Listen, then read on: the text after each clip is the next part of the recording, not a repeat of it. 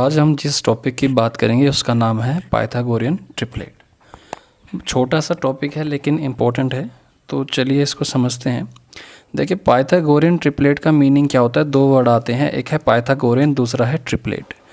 Pythagorean word जो drive हुआ है वो हुआ है पाइथागोरस से, और ट्रिपलेट आपका ये रहा। तो जो पाइथागोरस है वो एक्चुअल में कौन थे? वो एक्चुअल में थे मैथमेटिशियन। ठीक है, ये एक मैथमेटिशियन थे। एंड जो हमारा ट्रिपलेट होता है, ट्रिपलेट का मतलब होता है अ ग्रुप ऑफ 3। यानी किसी ग्रुप के अंदर अगर कोई भी ऑब्जेक्ट आइटम्स अगर 3 की फॉर्म में होते हैं यानी 3 होते हैं तो उसको हम ट्रिपलेट कहते हैं। तो पाइथागोरस ने क्या किया, 3 इंटीजर्स को या 3 नंबर्स को एक ग्रुप में रखा जिसको हमने बोलना है पाइथागोरियन ट्रिपलेट। अब इसमें उन्होंने ये बताया कि जो 3 नंबर होते हैं इनकी एक फॉर्म होती है, और वो फॉर्म कैसी होगी कि इनमें से एक मेंबर का फॉर्म होगा 2m, दूसरे का होगा m² - 1, ठीक है, और थर्ड मेंबर का होगा m² + 1। कि अगर आपका कोई पाइथागोरियन ट्रिपलेट बनता है तो उन तीनों नंबर्स को इस तरह की फॉर्म में होना चाहिए कि उनमें से कोई एक नंबर 2m की फॉर्म में हो, दूसरा नंबर m² - 1 की फॉर्म में हो, और तीसरा नंबर m² + 1 की फॉर्म में हो। अब मैं कहना क्या चाह रहा हूँ, एक क्वेश्चन से समझ के देखो। अब इस क्वेश्चन में देखो क्वेश्चन क्या बोलता है।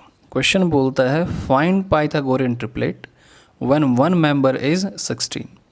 ऐसे ही सेम क्वेश्चन एग्जाम में आने वाले हैं। वो ये बोलेगा कि आपके पास आपको पाइथागोरियन ट्रिपलेट निकालना है, जबकि आपको इन तीनों में से यानी तीनों का जो ट्रिपलेट था उसमें से एक मेंबर गिवन है। अगर मैं फर्स्ट मेंबर को A, सेकंड मेंबर को B और थर्ड मेंबर को C बोल रहा हूँ, तो इन तीनों में से किसी एक की वैल्यू गिवन होगी। वो A की भी हो सकती है यानी फर्स्ट मेंबर की, सेकंड मेंबर की या थर्ड मेंबर की। तो लेट्स से कि वो फर्स्ट मेंबर की है, तो फर्स्ट मेंबर क्या होगा? देखो, नंबर की फॉर्म होती है 2m, m² - 1, m² + 1। अब ये जो A है वो ये वाला भी हो सकता है, ये वाला भी, या फिर ये वाला भी।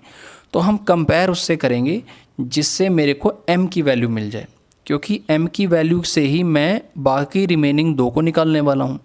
आप चेक करो कि मेरे पास 2m = 16 है, तो m का वैल्यू मेरे को मिला 8। तो सेकंड को कंसीडर करने के लिए या सेकंड को फाइंड आउट करने के लिए मैं सिंपली कर सकता हूँ m² - 1। सो m मेरा जस्ट 8 आया। 8² - 1 स्क्वायर होता है 8 का 64, 64 - 1 60। ये सेकंड मेंबर हो गया मेरा। ठीक है, अब अगर थर्ड मेंबर की बात करूँ, थर्ड मेंबर हो जाएगा m² + 1, 8² + 1 64 + 1 65।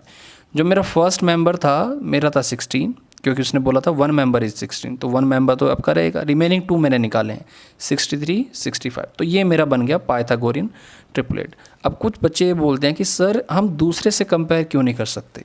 आप बच्चे कंपेयर आप इसलिए नहीं कर सकते क्योंकि लेट्स से कि मैं इस वाले को मान लेता हूँ कि वो 16 है। तो आप देखो m² - 1 = क्या आ जाएगा? 16। ये माइनस इधर शिफ्ट होगा तो प्लस हो जाएगा, 16 + 1 क्या हो जाएगा? 17। आप देखो कि क्या आपके पास कोई ऐसा नंबर है कि जिसका स्क्वायर करने पे आपको 17 मिल जाए? नहीं है। दैट मीन्स ऐसे केस को हम नहीं ले सकते। और ये रूट वाली भी चीज़ें इसमें नहीं चलती, इसमें हमें रूट में नहीं लेना है, पॉजिटिव इंटीजर में लेना है। अब सपोज दैट मैं लास्ट वाले से भी कंपेयर कर लेता हूँ, m² + 1 = 16।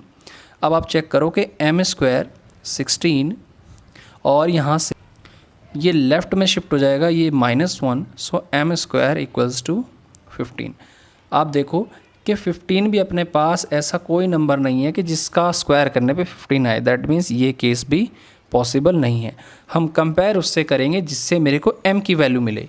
आप इसको कंपेयर करने के लिए चाहे फर्स्ट से कर लो, चाहे आप 2m से कंपेयर करो, चाहे आप m² - 1 से कंपेयर करो, चाहे आप m² + 1 से।